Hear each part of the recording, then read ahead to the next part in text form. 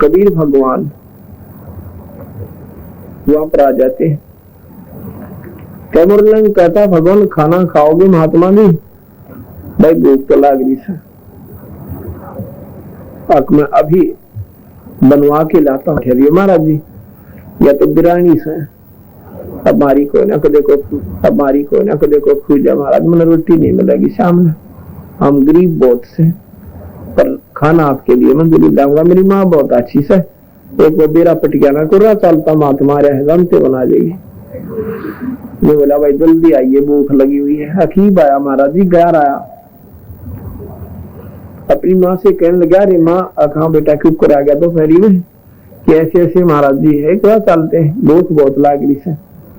और मामा रोटी खा चुका था ना, तो वो दे देता अपने वाली। अगले बेटा भी बनाई, 2 रोटियों का आटा था, मुंह का नुगेर का नमक बना कर मेसी रोटी लेकर पानी का लोटा ने बोली बेटा मैं भी चलूंगी, मैं बर्तन ले आऊंगी तो पाली रह जाना, ये ऐसा ना हो पेट बकरी खो जा तेरी। तब बेटा हमारे पे एक की पूंजी पूरी नहीं होगी, पर दर्शन कराऊंगी महात्मा की। क्या की प्रार्थना करती है महाराज जी, हम कंगाल बहुत से, महाराज जी खाना खा लो। और साथ में ये भी कर रही है कि टोटा गना महाराज जी हमारा तो, और किलो सब्जी तो बना नहीं पाए, नमकीन रोटी से। मैं बोला कि रोटी मैं ऐसे को नहीं खाऊं। और कैसे खाओगे कि तुम नाम ले रखा कहीं से? एक ना जी हम नाम न जानते हो ना, नाम लो पहला। नाम क्या होता है महाराज जी? नाम वो जड़ी है बेबे बहन कि ये जन्म मरण के दुख न काटे हैं, 84 में नहीं जान दे, कुत्ते के जैसे सुअर नहीं बन देगी। और उसने सारी कहानी बताई कि ऐसी ऐसी यहाँ पर एक काल भगवान है जिसने हमें यहाँ पर दुखी कर रखा है। मैं उस परम पिता परमात्मा पूर्ण ब्रह्म भगवान की सतपुरुष की भक्ति देता हूँ।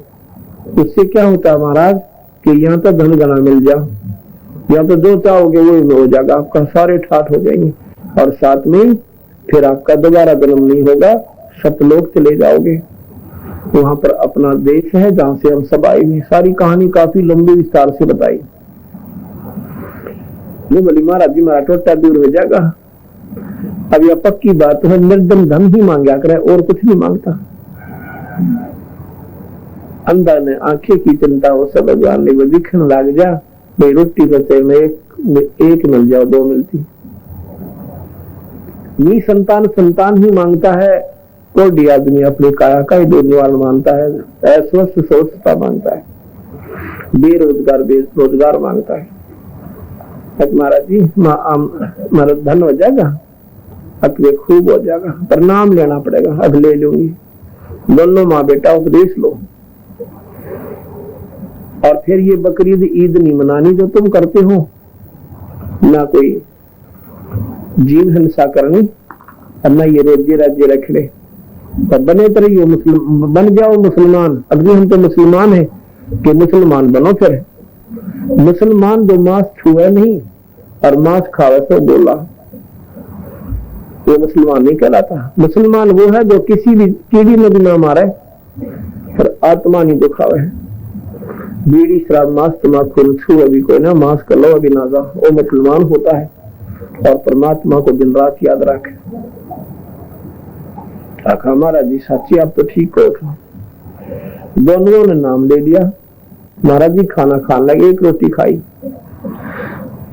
रोटी खाते खाते भी वो कह रही है महाराज जी बहुत टोटा है, कुछ मेहर कर दो, कृपा कर दो, करिए महाराज दया से। खाकर रोटी, एक बकरी बांधन की बेल पड़ी थी चैन लोहे की, वो करके 4 लड़ इकट्ठी मोड़ लिया उल्टी सौड़ी और इतनी बना लियो। पकड़ का एक सिरे तो छोरे का 7 मारी हो, खड़ा है खड़ा।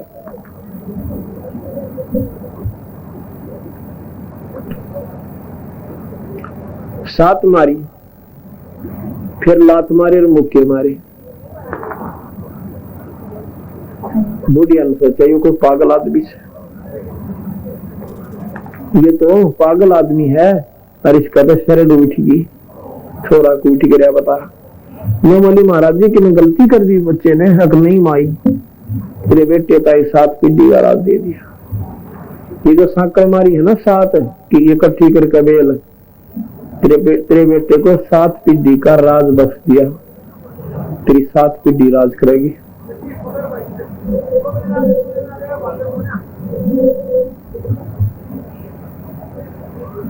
और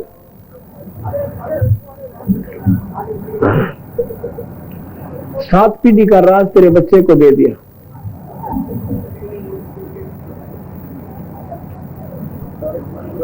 और बाद में जो ये लातर मुक्के मारे हैं, फिर तुम्हारा राज टुकड़ों में बट जाएगा। बुढ़िया ने सोची महात्मा का जमाने राय बावड़ा से समय पर रोटी नहीं मिल रही, अन्यों का तेरे पीढ़े बेटे दे 7 पीढ़ी का राज दी थी। अब कति असंभव बात थी, अब संत असंभव कोई संभव करते हैं।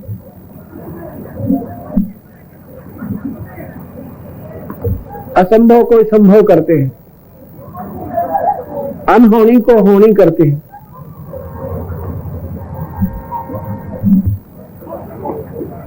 इसको भगवान कहते हैं, वही परमात्मा कहलाता है। बुढ़िया के कड़क दत्ते थी, पर इतने कहकर अंतर ध्यान हो गए, उसी समय वहां से गुप्त हो गए, सो उनके सामने दिखे को ना। फिर बुढ़िया और वो छोड़ा दोनों रोने लगे। तो मुरलन जो बोले माँ तो मालिक थे, जो बोले जो बेटा मन था कि मैं इनके बारे में उल्ट सुलट कह दी मन में। ये तो फरिश्ता थे, अल्लाह के नूर थे, परमात्मा थे।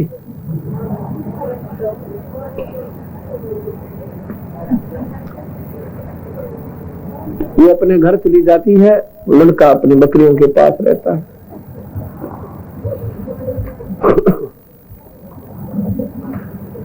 इतने में कुछ दिनों के बाद क्या होता है, कबीर साहब ने उस लड़के को फिर स्वप्न में दर्शन दिए। कहने लगे तमुरलंग तो जहां, हाँ एक दिन तमुरलंग ऐसे अहरण से चोटे मार रहा था, अहरण पे गण पे, उस लोहार के नौकरी करता था। उस अहरण के पास से घनिया चीटी निकली एकदम, और इतनी चीटी होगी कि वहां आस पास तो तांसवा बरले। और तैमुरलिंग ने सोची है भगवान ही अल्लाह तेरी माया भी परम्पार से बता, इस सुई जितने नोक, सुई जितना सुराख है, और जो किसी को कितना जीव जंतु पर रखे, तेरी माया न तू दान है। ये एक विशेष आकर्षण का केंद्र बने उसका। सपने में भगवान कबीर साहब दिखे, नो बोले तैमुरलिंग जो एरन के पास वो कीड़ी निकली थी, बूढ़ा भाई बनाया खुदाना दबरा से, और उस एरन के स्थान को तो मोल ले ले, और फिर धीरे धीरे खजाने को काट कर प्रयोग करता रहना, तेरी मौज हो जाए। उसने अपनी माँ से कहा, माँ तो सपने में वो महाराज जी दिखे थे, वो जो मेरे साथ कलमारी थी। मैं बोले बेटा दिखे मुझे भी थे रात में, पर न्यों ना दे रहा वो क्या कह रहे थे, मेरे समझ में नहीं आई बात।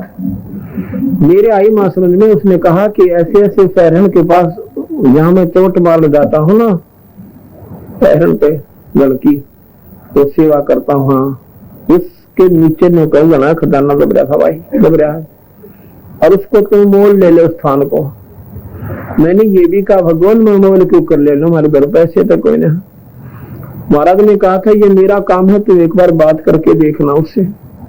कबीर साहब ने पहले कई दिन पहले उसके मन में प्रेरणा भर दी उस एरन नाले का कि ये जगह मेरी खातिर कम से, इसमें कोई मोल ले लो तो मैं 2-6 महीना में साल भर में पैसे दे दे, मैं अपनी दूसरी खुली स्थान पर बनाऊंगा।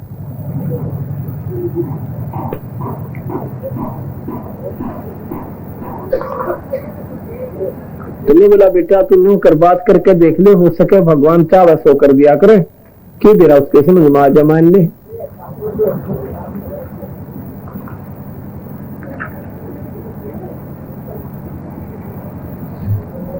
तो उसने जाके उस नारे से प्रार्थना की,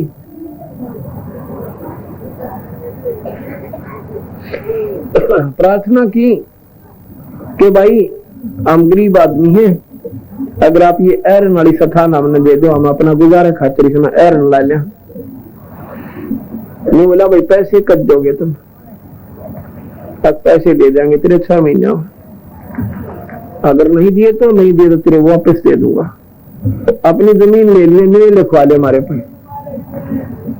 बोला भाई ठीक है, पर देख रहे पक्की सोच ले, 6 महीने में दिए ना वापस ले लूंगा अपना, अब 6 महीने के अंदर अंदर आपके पैसे दे देंगे। उसने ऐसा ही किया। वो तो अगले दिन अपने उस स्थान को खाली करके चला गया, दूसरी जगह अपना डेरा डाल लिया।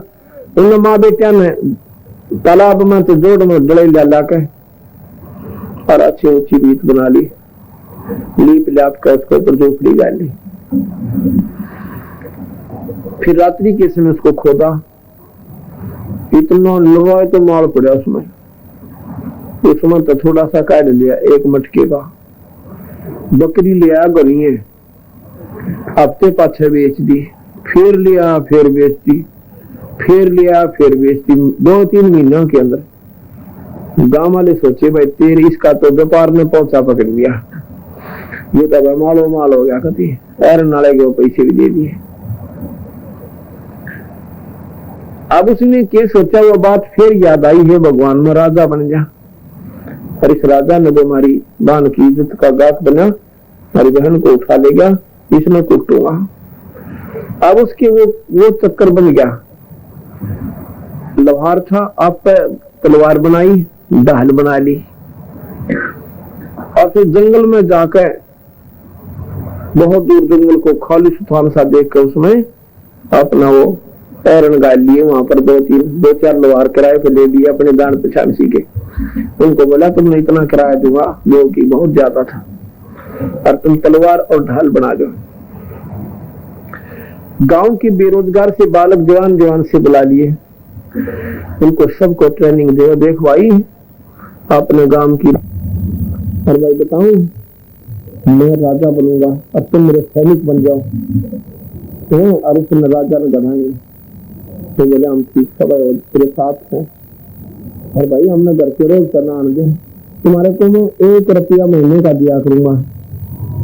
1 रुपया उस समय बहुत ज्यादा पैसा होता था। बोला भाई ठीक है, आम 4 से, पर बताना नहीं किसी पाएंगे, अगर नहीं बतावाएंगे। और फिर वो 100-200 गाँव, 150 गाँव के लिए फिर उनको भेजा अपनी रिश्तेदारी में, अपने रिश्तेदार बुला जाए। ऐसे ही कुछ जवान लड़के जो हो ना, उनको फौज में भर्ती कराएंगे, पर जिक्र नहीं करना, ठीक है। उन बच्चे बुलाएंगे। अब जवान बच्चा माँ बाप की जाते सुना करे, जिसका जिक्र करो ओ जेल हो ठीक है, हम अम्मा का जावा कोई बनवाएंगे, लड़के में से चले आ जाएंगे। थोड़े जाते हुए खूब ट्रेनिंग कर दी उनकी। हजारों बच्चे जंगल में घोड़े ले आया, घोड़ा पर सवारी करवावे, ढाल चला, आपस में लड़वावे, यानी धीरे धीरे वो एक दो उनका बढ़िया शाना साल में मंत्री बना दिया। परमात्मा ही साथ देता जब ये सारी कहानी बना करे, ये आप शाना कर दे सारे काम। उसने देखा अभी हम खूब लड़न जोगे हो गए। सुबह सुबह वक्त से जाके उस राजा को चारों तरफ से घेर लिया, उसके किले को, और आवाज दे दी कि राजा या तो हथियार डाल दे, तेरे को चारों तरफ से घेर लिया है, और नहीं तो लड़ाई के लिए बाहर आ जा। राजा अयाशी था, राजपाट का सेना का घनासा ज्ञान उसमें तो खास नहीं की हुई थी, और एकदम के आक्रमण से जहां घबरा गया। अपने मंत्रियों से कहा कि देखो मंत्रीगण, कौन है ये, कौन राजा है, और क्या इसका मुकाबला करो। मंत्रियों चढ़ के देखा नहीं, वो लगी नहीं तो डराना है कौन राजा, पर सेना जंग ले रहा। अपनी सेना के काबू की बात नहीं, यहाँ तो कत्लेआम होने वाला है। इसे वो मंत्री थे, इसके कुछ भगवान डरा जो 100 के 500 दिखे जोन सैनिक, तो क्या करें कि हथियार डाल दो और अपनी जान बचा लो। जब बच गया तो झंडे झुका दिए, ये समझे कि हम हार मानते। सारे के सारे सैनिकों ने टूट कर पड़े किले के ऊपर, सारे सैनिकों के हथियार खोस लिए, अपने काबू कर लिए। मंत्रियों को कैद कर दिया, राजा को कैद कर लिया और सारी सेना को, उनकी सेना को नींव हत्था करके बाहर खड़ा कर लिया। इसे पूछा गया कि जो हमारा साथ देना चाहते हमारे साथ आ जाओ और नहीं तो यहाँ से इस गांव से भाग जाओ। सबने स्वीकृति दे दी, अपने बाल बच्चा को मुख से मारे ताकि हम आपके साथ हैं। राजा से कह, राजा का पर हाथ जोड़ा, पांव पकड़े, कहने लगा नीच मैंने नाम ले रखा है, अगर नाम ना ले रहा होता ना सिर्फ कलम बना देता, टुकड़े टुकड़े हमने गुरु बारण कर लिया। उन्होंने आदेश किया था बेटा किसी की आत्मा दुखाइए मत ना, और तुम यहाँ से चला दा। हाथ पांव पकड़ कर रोने लगा, ने बोला मैंने यही सतान दे दो कहीं, अब कहाँ जाऊंगा मैं, अपना मजदूरी करके खा लूंगा। मेरा मकान बनवा दिया, तेरे जैसा नीच नहीं है, ये हमारे लिए अपना करके खा ले। अब वो तैमूरलंग राजा बन जाता है इस नगरी का, रियासत का।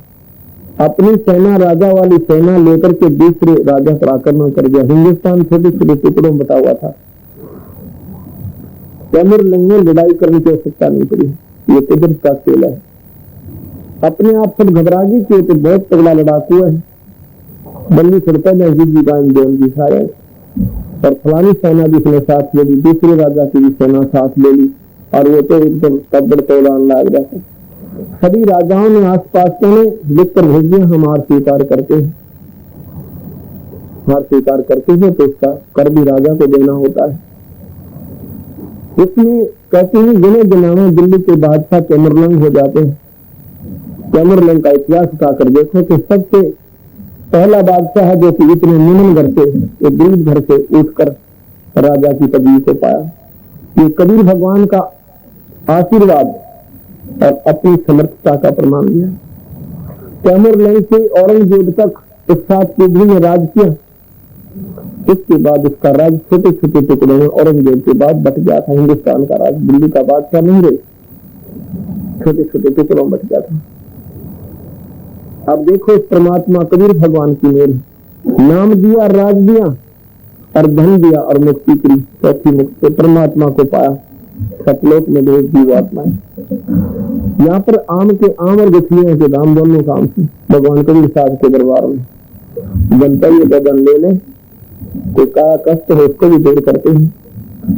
अन्य कोई भी किसी प्रकार का कोई मानसिक परेशानी हो तो कबीर भगवान के परमात्मा देवता से कर सकते हैं।